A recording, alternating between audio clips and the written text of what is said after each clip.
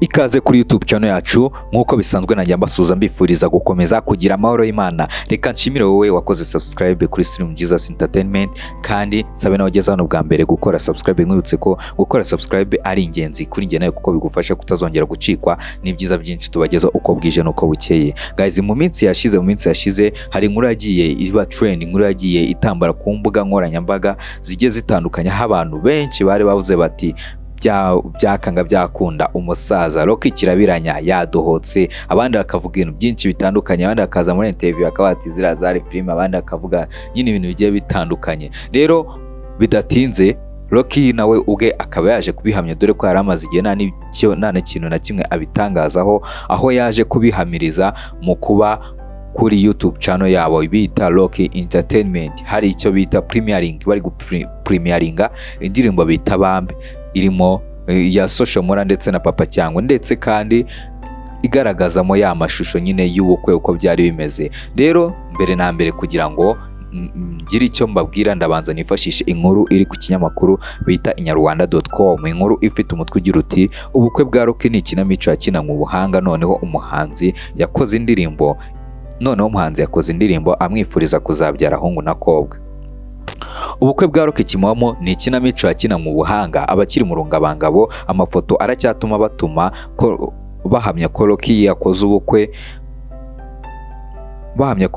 ubukwe. Iyi kinamico ifite intego umuntu atatinya kuvuga ko ari uruhererekane. Ubu noneho yageze ku kindi gice nacyo kiryoshye, aho umuhanzi yakoze indirimbo akamwifuriza kuzagira urugo rwiza akazabyara ahungu na kobwa. Hashize iminsi mike hakwirakwiye amafoto agaragaza ko Uwizeyimana Mark wamamaye nka Rocky Kirabiranya mu mwuga wo gusobanura filime yakoze ubukwe n'umukobwa witwa Carmen usanzwe akina filime nyarwanda.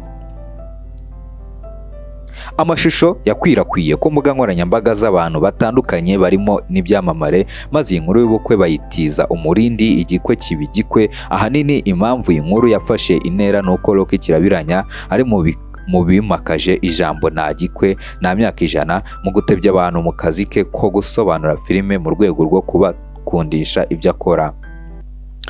Abapostinga amafoto ye yakoze ubukwe abenshi bayaherekezaga ijambo harya ngo nta gikwe. Yewe n'ubu hari abakiri kuyakwirakwiza, abandi nabo barakibaza koko niba ubu bukwe bwarabaye. Nyamara iby'ubu bukwe ni ikinamico yakinanywe ubuhanga kandi y'uruhererekane inafite intego. Iyi kinamico ifite intego yo kumenyekanisha indirimbo ya Papa Cyangwe usanzwe ufashwa na Rocky Kirabiranya mu muziki we. Ukuri guhari nuko aya mafoto n'amashusho yasakaye byafashwe mu ifatwa ry'amashusho y'indirimbo ya Papa Cyangwe na social Mulla izajya hanze mu minsi ya vuba. Muri iyi minsi hari imvugo bita gutwika, muri make niyo bari gutwikira kugira ngo izarebwe na benshi, nk'uko umwe mu nshuti za hafi za Rocky bari kumwe ku munsi w'ejo hashize wa gatatu utifuje ko amazina ye amenyekana yabitangarije Inyarwanda. Ni ikimenyimenyi Rocky kuri ubu bukwe nta kintu na kimwe arabuvugaho mu itangazamakuru, yararuciye ararumira. Impamvu ari ikinamico yakinanywe ubuhanga kandi y'uruhererekane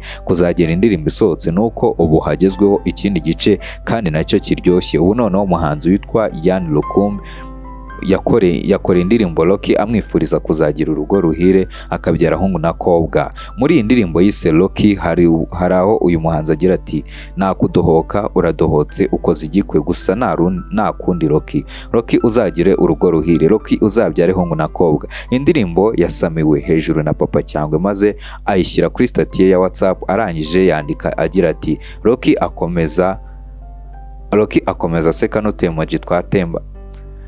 Arangije yandika agira ati Rocky akomeza aseka n'utuemoji twatembagaye.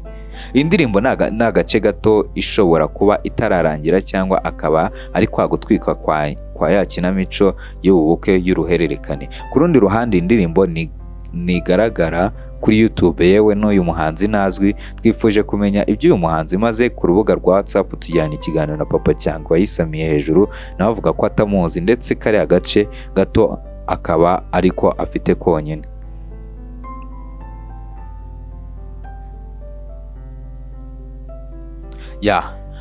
Okay, murakoze noneho reka nse nkugaruka inyuma gatoya mbere kugira ngo nanone ngire ibindi njyamo, reka mbanze ndebe se kuri Instagram ya Rocky Kirabiranya hari ikintu aratangaza ku bijyanye n'indirimbo ya Papa Cyangwe igiye gusohoka. Ariko koko urabibona ko post iriho imaze iminota 34 aho yagize ati Bambe mu kanya saa 8 irabiri hanze Papa Cyangwe ndetse na I am social Mulla. Abantu benshi bagiye batera comment bavuga ati we are tuned, abandi we can't wait, abandi batigira uzane bamugire murekura umuzigo.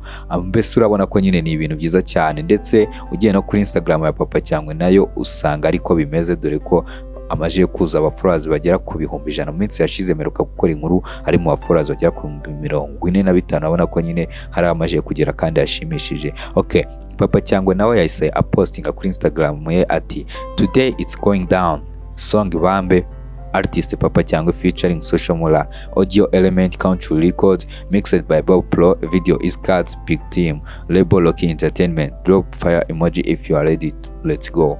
Abantu nyine nkuko bisanzwe bagiye batera ama emoji atandukanye, abandi we can't wait, abandi kabisa harahiye, ati kabisa bya bintu byose bigiye hanze. Nyine abantu benshi bagiye batera ama comment atandukanye, ubona ko ari abo nyine ko bishimiye iyo ndirimbo kabisa, bishimiye kuba bayakira vuba bidatinze.